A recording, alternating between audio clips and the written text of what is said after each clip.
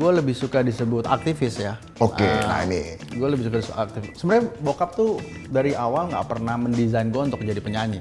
Oke. Karena dia juga melihat seniman itu adalah kendaraan dia untuk berkontribusi kepada negeri ini. Dunia UMKM, dan gue sangat jatuh cinta sama UMKM karena gue bisa membayangkan bagaimana seseorang bisa masak atau bisa mikir, di satu sisi ngurusin duit, habis itu ngurusin anak, ngurusin karyawan. Ini orang kalau nggak jenius apaan gitu ya. Betul. Jadi gue baru ngerti brand yang keren itu syarat pertamanya dia punya manajemen yang keren. Nggak ada brand yang keren nggak ada manajemen yang keren. Sepakat. Jadi hari ini kalau lo mau memulai tahapan membangun brand, lo harus tahu dulu problem apa yang lo mau solve di society dengan brand yang lo ciptakan nanti.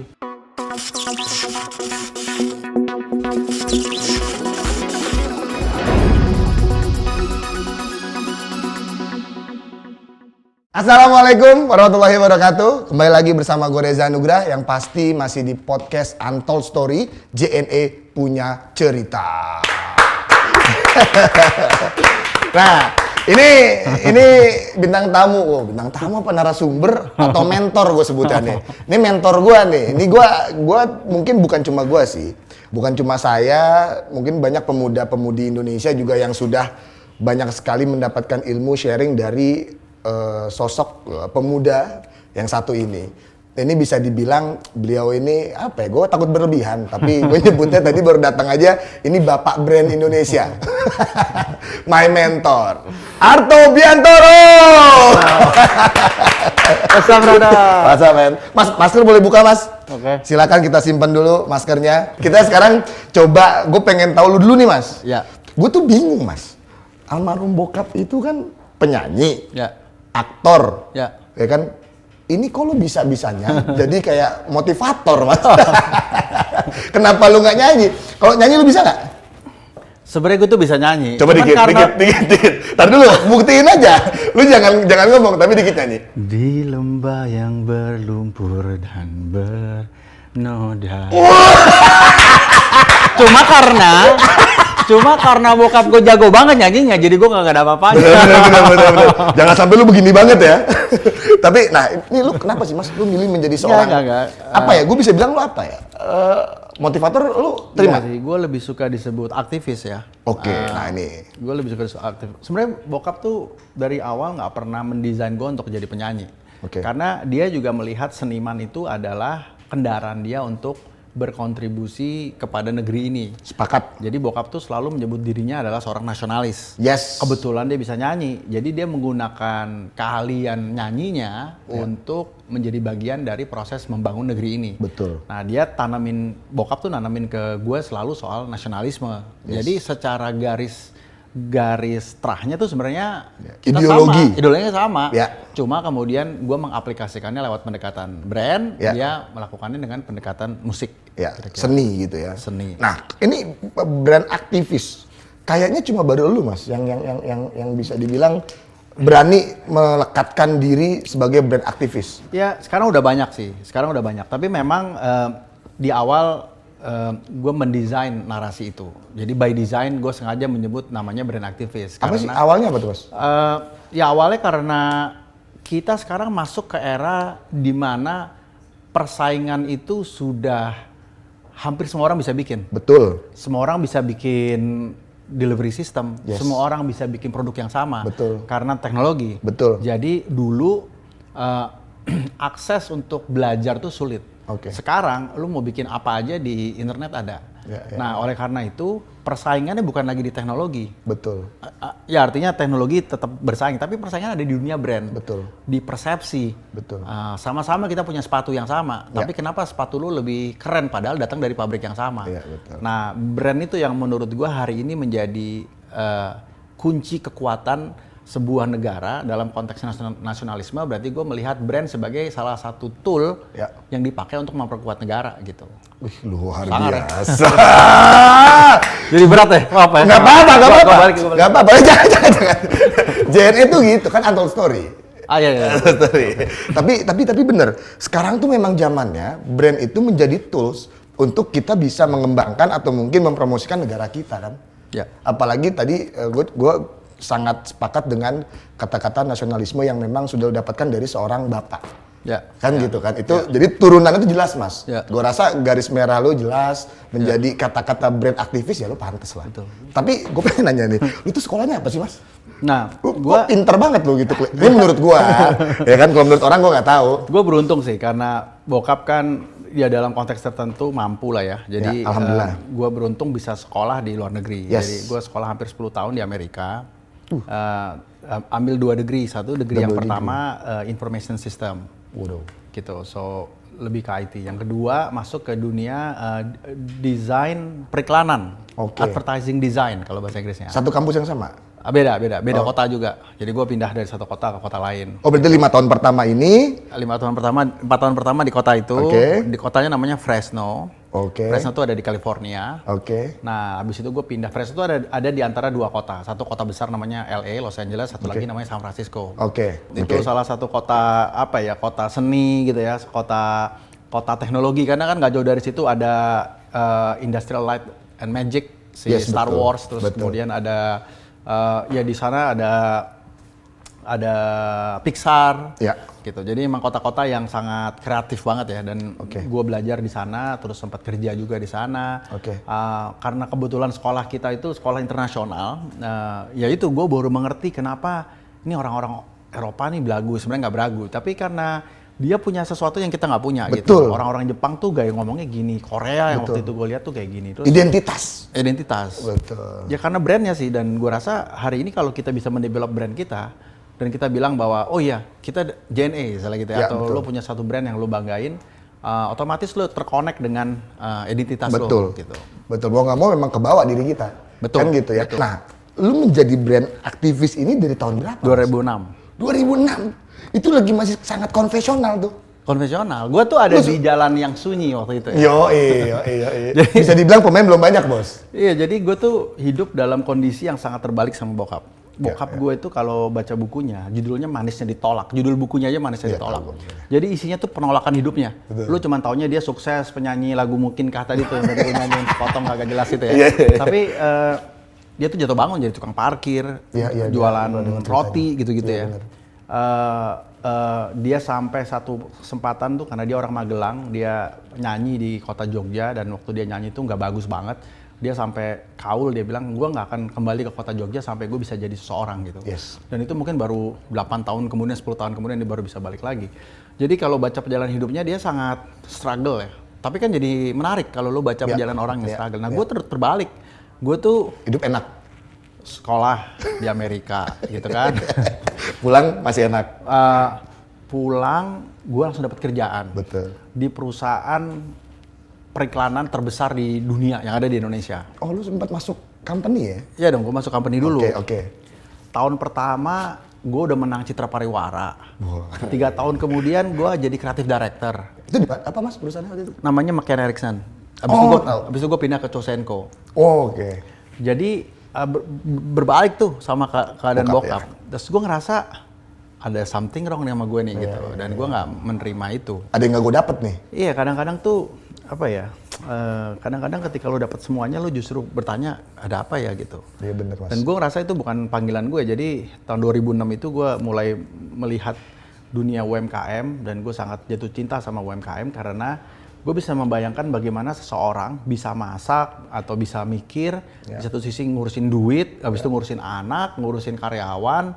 Ini orang kalau nggak jenius apaan gitu ya. Ya, betul. UMKM ini gitu. Terus gue jatuh cinta sama dunia UMKM. Kebetulan account-account yang gue pegang kebanyakan luar negeri, dan setiap kali di agency kita harus bikin sebuah brand. Ya. Biasanya kita harus baca tuh narasinya. Ya. Misalnya gue bikin iklan buat, Terus riset tuh ya? iya gue harus riset. Sebelum gue nyobain baca, gue harus baca Betul. siapa itu Betul. Soichiro Honda. Betul. Baca perjalanan hidupnya, kenapa Soichiro Honda bisa begitu. Sedalam itu ya? Dalam itu baru gue ngerti, oh bikin mobil ternyata namanya aerodinamis gitu karena dia selalu mikirin orang. Jadi kalau dia nabrak orang, dia nggak mau ada impact yang kayak gitu-gitulah. Ya. Nah dari situ baru gue bisa menulis skrip, gue bisa membayangkan narasinya, baru gue bisa naik mobilnya dan lain-lain. Nah, sama gitu. Nah, dari ide-ide itu gue belajar bahwa hampir semua brand-brand hebat di dunia itu mulai dari skala kecil. Terus gue pikir-pikir, wah kalau gue ambil resiko, gue resign, terus gue fokus ke pengembangan brand lokal gitu-gitu, kayaknya seru juga sih gitu. Tapi Mas, ini menarik nih. 2006, lu akhirnya mulai tertarik untuk ngotak-ngatik lah, kita bisa bilang ngotak-ngatik UMKM ya, atau brand-brand lokal Indonesia. Pertama tuh apa sih yang lu urusin? Lu bikin brand sendiri atau udah brand orang terus lu bantu support pemikiran atau gimana? Oh, ya ini lucu sih ceritanya. Jadi waktu gua resign, gua tuh nggak prepare dengan informasi yang cukup karena 2006 ya internet masih belum canggih kan. Betul. Gue cuma punya passion dan semangat untuk membantu UMKM, tapi gue nggak ngerti modelingnya, how to create money from it gitu. Hari belum ini, tahu tuh ya belum. Iya, hari ini gue hidup dengan mengembangkan UMKM, tapi nggak ada satu UMKM pun yang harus bayar ke gue. Oke. Karena bisnis modelnya bukan bagaimana caranya ngambil duit dari UMKM, tapi bagaimana berkolaborasi dengan orang-orang yang punya kepentingan membangun UMKM. Jadi saling support satu sama lain. Tentu saja ada UMKM yang mampu ya tentu. Tapi gue ingat waktu itu gue bantuin, gue mulai dari ketemu ada dulu ingat nggak sih ada pisang, kalau nggak salah di sini ada pisang Pontia gitu, pisang Pontianak gitulah. Tapi gue ketemunya di Gading bapak ini, terus gue tanya, Pak, bapak impiannya apa sih? Pokoknya iseng aja nggak sengaja satu kejadian gitu. Dia bilang, saya ingin produk saya masuk ke modern channel, masuk ke supermarket, Mas gitu. Terus gue bilang, Bapak mau saya bantuin? Wah yang benar Mas, tapi saya nggak punya uang. Udah nggak apa-apa, nanti saya bantuin. Akhirnya singkat cerita, karena gue punya network dan relasi di industri, which is akses ke packaging, teknologi gitu kan. Kalau di UMKM kan hari ini kita kalau mau nyetak kan memang pakai kemasan-kemasan yang sudah available. Betul. Kalau lo mau pakai kemasan yang keren-keren, lo mesti punya minimum kuantitinya 100.000, which is nggak bisa. Tapi waktu itu gue punya akses untuk bisa meminta seseorang yang memiliki kapasitas untuk mengeksekusi 100.000 pieces untuk mau mengeksekusi packaging hanya 10.000 pieces. Minimalis ya. Minimalis. Padahal kualitasnya kualitas kayak brand-brand gede gitu. Nah, singkat cerita, akhirnya gue berhasil bantu si bapak ini, gue kolaborasi sama temen gue, dan kita berhasil bantu bapak ini untuk bisa punya packaging yang keren banget.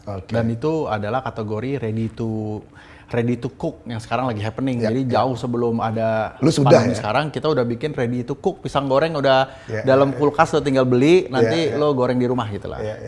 So, suatu saat kita berhasil memasukkan produk ini ke hypermart gitu, dan bapak ini senang banget, gue juga senang banget, kita tos-tosan, impian dia kenyataan kan, dia ingin sekali punya produk yang masuk ke modern channel. Naik level ya? Naik level. Tapi dari situ gue lupa, maksudnya kita nggak pernah ngomongin bisnis. Gue dapet apa nih? Jadi gue nggak tahu kerjasamanya kayak gimana. Sedangkan udah berjalan? Saya udah berjalan gitu kan, ya disitulah begonya, tapi kan it's okay gitu. Proses. So akhirnya selesai aja udah gitu, nggak ada apa-apa. Sama sekali Mas, lu nggak dapet apa-apa? Iya, tapi cipratan mata si bapak yang happy itu gue nggak pernah lupa sampai sekarang. Jadi itu satu kebahagiaan yang lu nggak bisa dapetin ya. Dengan duit gede sekalipun gitu ya. Terus struggle lah gue tuh, tetap struggle. Karena yang gue tahu branding itu adalah buat iklan, bikin video, advertising lah. Advertising. Padahal branding itu berhubungan dengan 11 disiplin ilmu yang saling berkaitan gitu. Mampus nggak tuh? Kayak misalnya, gua ambil contoh apa ya? Lu mau ambil contoh apa? Lu bilang keren kenapa? Karena pelayanannya iya. Yang baristanya juga nggak kayak barista biasa. Betul. Ambience-nya, restorannya atau kafenya, produk selection-nya. Artinya kalau lo membedah keren itu ada 11 disiplin ilmu di dalamnya. Interior design, graphic design, hospitality, research, product design, cara komunikasi, communication, HR, manajemen, finance. Baru lo bisa keren. Jadi gue baru ngerti brand yang keren itu syarat pertamanya dia punya manajemen yang keren. Nggak ada brand yang keren nggak ada manajemen yang keren. Sepakat. Gue ngomongin JNE nih. JNE. Ini salah satu contohnya. Gitu. Tapi Mas, kalau brand sendiri yang lu punya pertama kali apa? Nggak ada, jadi gue punya inisiatif. Nah, inisiatif itulah yang dari cerita si pisang goreng tadi. 3 bulan kemudian gue ditelepon sama hypermart itu. lu boleh nggak datang ke kantor? Gue bilang, aduh ya udah gue datang deh gitu. Gue bilang soal apa ya? Terus dia tanya, lu yang bikin kemasan ini? Nah, waktu itu masih pendekatannya kemasan ya. Terus gue bilang iya gitu. Oke. Jadi kami punya problemnya apa? Kami punya brand in-house, namanya Value Plus. Itu brand yang ada in-house ya. Jadi banyak supermarket dia punya brand sendiri, namanya Value Plus. Dan Value Plus ini kita punya masalah karena orang nggak identify, nggak ngerti tentang brand ini. Boleh nggak lo bantuin kita bikinin redesign ulang 350 kemasan kita gitu. Terus gue bilang, emang jalan hidup gue nih. Emang gitu Mas, Tuhan tuh kadang-kadang ngasih rezeki tuh nggak selalu itu aja. Langsung belok, dapat lagi kan? Bener, itu kejadian nyata lah gitu. Dan kejadian itu nggak sekali dua kali ya. Maksudnya tahun 2015 gue pernah kena isu, tahun 2020 juga. Akhirnya ya jatuh bangun tuh emang bagian dari proses lu jadi entrepreneur. Jadi lu nggak perlu kayak, kasihan lu jatuh ya. Emang lu harus jatuh bangun. Jadi it's the process. Kalau lu lihat semua brand-brand hebat, semua inovasinya nggak semuanya berhasil. Yang kita bilang hebat ya karena inovasi yang berhasil. Yang nggak berhasil kita nggak tahu berapa banyak. Dan gue yakin semua yang berhasil sudah mengalami proses yang seperti tadi Mas Arto bilang. Bener nggak Mas? Bener ya? Keren. Nah kalau sekarang nih, gue tuh seru banget Mas ngeliatin Instagram lu nih. Ini orang kok isinya kok jalan-jalan, dapat duit ya, dapat brand bagus. Pemandangan dapat bagus. Ini lo ngapain sih Mas sebenarnya Mas? Jadi apa sih sekarang nih yang lo lakuin untuk dunia brand Indonesia atau UMKM? Mungkin kembali ke definisi aktivis dulu ya. Brand aktivis adalah orang yang bergerak untuk mengembangkan dan mendorong brand-brand lokal. Area kerjanya ada 4. Pertama adalah pelatihan pengembangan. Ini juga banyak yang lakuin, pelatihan pengembangan. Tapi nggak semua UMKM itu harus dilatih. Kadang-kadang perlu di-connect. Sebagai contoh, kayak tadi ya packaging. Gue tuh sekolah 4 tahun harus belajar packaging. Jadi UMKM kalau diajarin bikin packaging nggak ada gunanya karena belum di sana. Kita sekolahnya 4 tahun. Ngapain UMKM belajar packaging? Mendingan gue kenalin sama desainer, mahasiswa sekolah desain, S1, S2, suruh mereka yang bikinin. Beres kan lebih cepat. Daripada ayo belajar Photoshop gitu. Lama lagi Mas. Udah UMKM suruh mikirin besok mau masak apa gitu kan, harus belajar Photoshop juga. Nah, gue against tuh, gue nggak setuju. Pertama karena itu bukan core. Yang kedua, lu juga mematikan industri lain, desainer lain. Dan menurut gue, lu nggak akan ketemu. Ada sih UMKM yang brilian juga, yang kemudian bisa bikin kemasan yang bagus. Tapi dia kan sendiri semua tuh. Iya.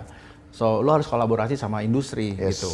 Betul. Nah, jadi kita melakukan inisiatif-inisiatif yang tadi lu bilang punya brand sendiri itu, gue bikin inisiatif namanya Citra Kemasan. Citra Kemasan. Jadi Citra Kemasan itu misalnya kita meng-onboardingkan UKM-UKM yang produknya bagus-bagus tapi packagingnya jelek-jelek. Lalu gue jahit lah sama Binus, gue jahit sama Interstudi, gitu. Gue jahit sama mahasiswa-mahasiswa secara resmi, kolaborasi bareng, kita bikinin packaging buat UKM-UKM dari seluruh Indonesia. Berarti lebih seperti konsultan gitu, enggak?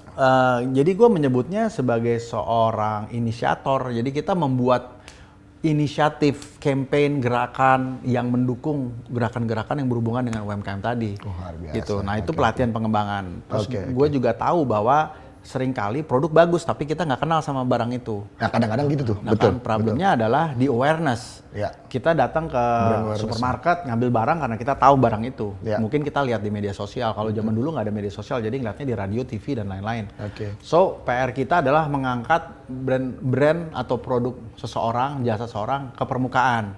Makanya lahir yang namanya brand adventure. Nah itu apa tuh? Brand adventure adalah kisah petualangan gue sih basically keliling Indonesia naik sepeda motor untuk bertemu dengan brand-brand lokal dan mengangkatnya ke layar kaca gitu kira-kira. Itu YouTube, masuk YouTube atau cuma Instagram Mas? Awalnya kita mulai dari YouTube, terus kita disponsorin sama bank gitu kan. Nah sekarang juga kita kerjasama dengan salah satu bank terbesar di Indonesia, bukan salah satu ya, bank terbesar di Indonesia yang memang sangat peduli sama UMKM.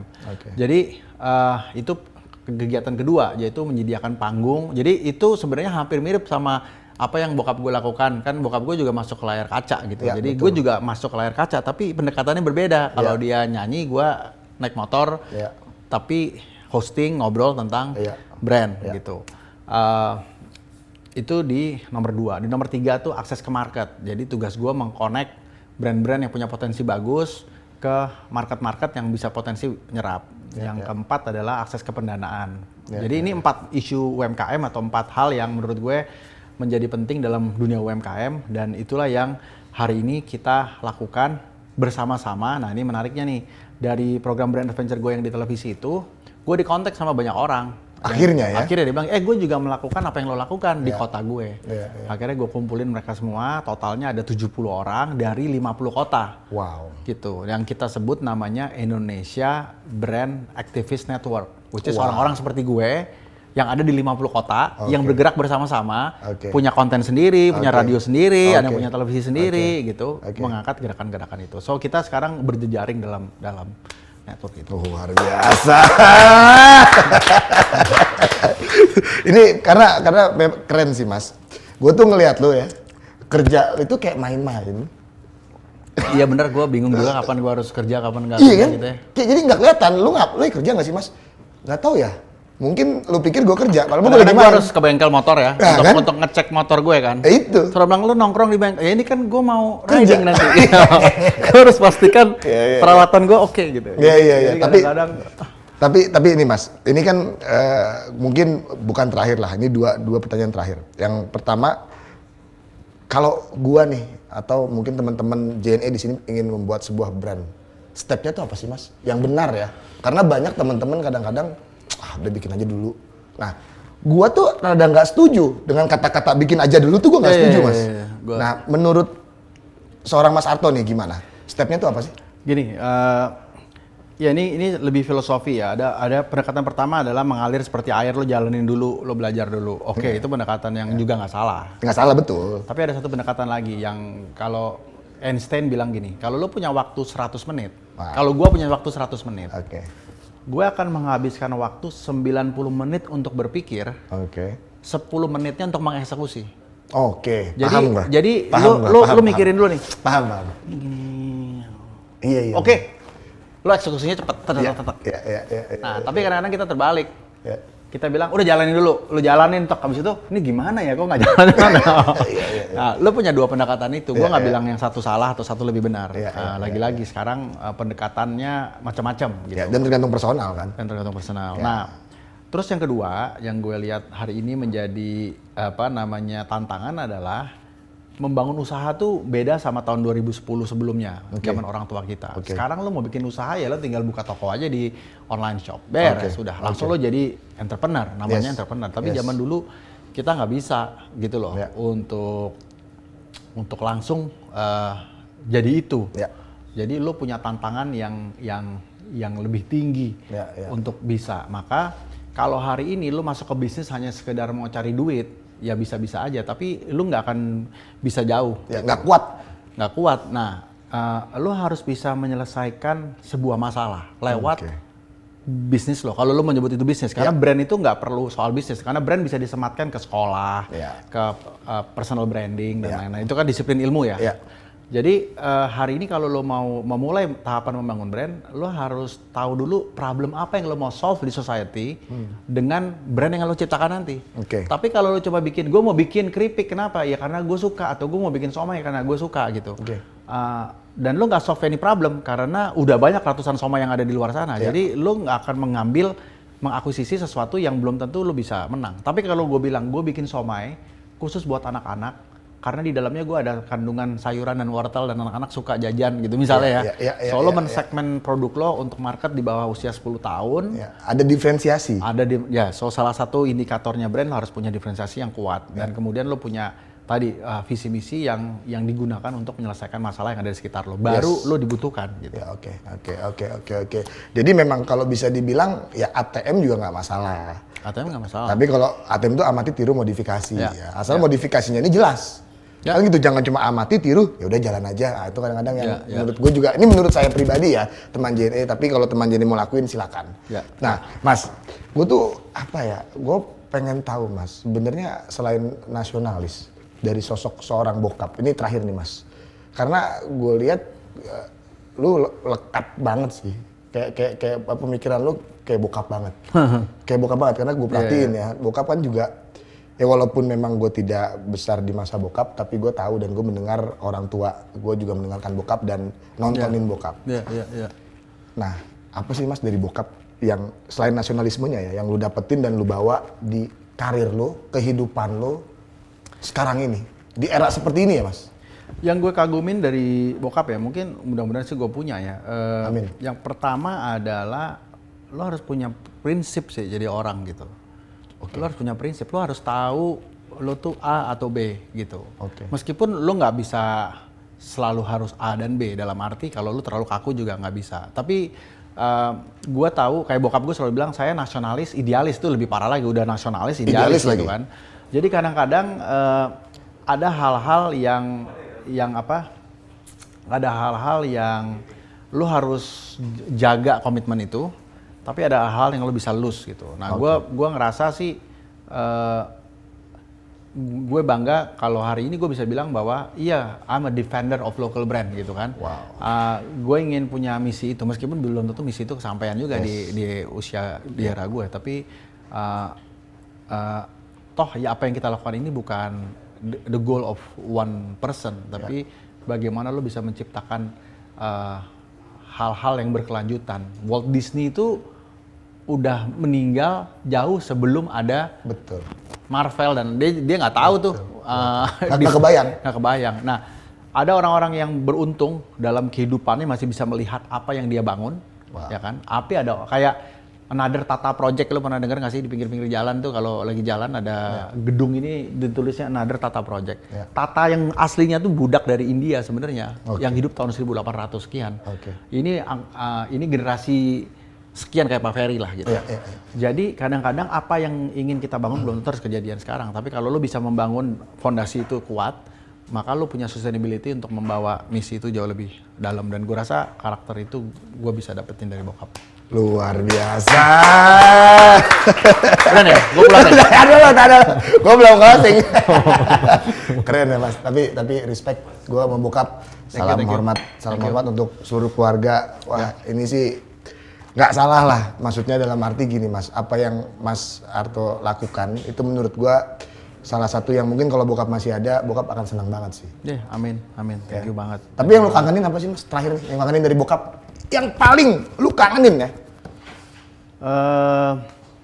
Bokap gue tuh ya, kan gue lagi ada kolaborasi sama Raffi Ahmad, gue jadi bisa ngebayangin gitu ya. Raffi lebih beruntung karena ada media sosial ya, bokap kan nggak ada. Gue inget banget tuh ya zaman kejayaan bokap ya, keluarga kita tuh hidupnya terbalik. Lo Sabtu Minggu sama bokap nyokap, gue tuh nggak bisa Sabtu Minggu sama bokap nyokap tuh saatnya bokap gue cari duit bro. Keluar kota.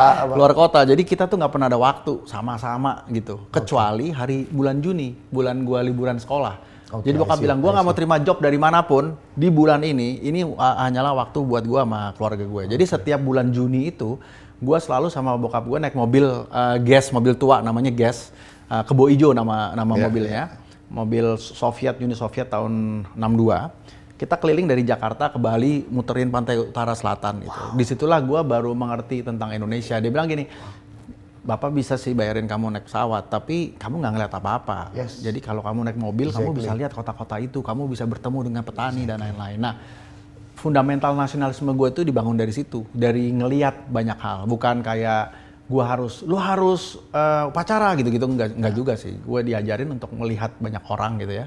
Dan itu yang gue miss dari dia adalah kesempatan untuk bisa punya kesempatan itu, dan gue rasa ini yang sekarang gue coba lakukan ke anak-anak gue, apalagi sekarang udah ada jalan tol gitu kan. Sayangnya gue nggak bisa goncengan sama mereka. Anak gue cewek semua, jadi kalau itu wah, kotor apa segala. Jadi ya gue naik mobil, biasanya motor gue kirim, udah sampai di sana, terus gue main motor lah kemana-mana gitu. Terus kalau ada konten gue ambil kontennya, sekalian bersilaturahmi sama teman-teman brand lokal di mana-mana. Gue bisa tarik kesimpulan sih, yang lu kangenin dari bokap adalah mengajak lu untuk mengenal Indonesia. Luar biasa. Kalau mau nangis nggak apa-apa loh. Jangan. Tapi respect Mas sekali lagi. Thank you banget. Saya pribadi dan mewakili JNE respect buat almarhum bokap dan juga sekarang Mas Arto. Thank you udah mau hadir di sini Mas. Ini sama seperti narasumber yang lain. Terakhir nih Mas, karena kita JNE Express, kita punya Express Question. Ini tim kita sudah membuat beberapa pertanyaan Express. Langsung aja Mas. Aktivis brand atau kerja corporate brand? Aktivis brand. Gampang banget sih pertanyaannya. Ya makanya. Kan kita lagi susah. Brand sendiri atau brand orang lain? Nah ini susah nih. Ayo. Tuh lama kan? Brand orang lain. Kenapa coba? Iya kenapa? Karena tugas gue merealisasikan mimpi orang. Wih, nanti jadi closing tuh. Nanti jadi closing tuh, cakep tuh. Lo kerjanya apa sih? Kerjaan gue merealisasikan mimpi orang. Mewujudkan mimpi orang. Ya. Luar biasa. Podcast atau talk show? Talk show dong. Talk show ya, talk show. Oke. Kopi atau teh? Nggak boleh dua-duanya ya? Nggak boleh. Kopi deh. Kopi. Terakhir deh mas. Kan kita bicara UMKM nih, brand ya. Food or fashion? Fashion. Sekali lagi teman JNE, Arto Bianto. Pokoknya gue makan apa aja, yang penting gue bisa naik motor gitu. Iya. Karena motor itu kan fashion loh kan? Iya. Siap. Mas, thank you ya. Siap. Sukses sekali lagi. Terima Thank kasih you, banyak teman JNE. Jangan lupa subscribe, jangan lupa kalian komen, nanti akan ada hadiah menarik dari JNE untuk teman-teman yang bisa menjawab pertanyaan di caption episode kali ini. Hadiahnya bisa riding bareng. Serius nih? Gue goncengin. Serius? Iya. Ku tambahin nih bener. Di Jakarta tapi ya. Jakarta ke Bogor ya. Tapi yang pasti teman-teman sekali lagi terima kasih banyak sudah menyaksikan seluruh episode podcast Untold Story. Terima kasih juga untuk Most.Originals yang udah support gua, thank you. Dan yang pasti subscribe JNE, komen dan lihat captionnya. Teman-teman dimanapun kalian berada tetap stay safe, stay healthy and stay connecting happiness. Arto Biantoro. Wassalamualaikum warahmatullahi wabarakatuh. Thank you. Siap, brother.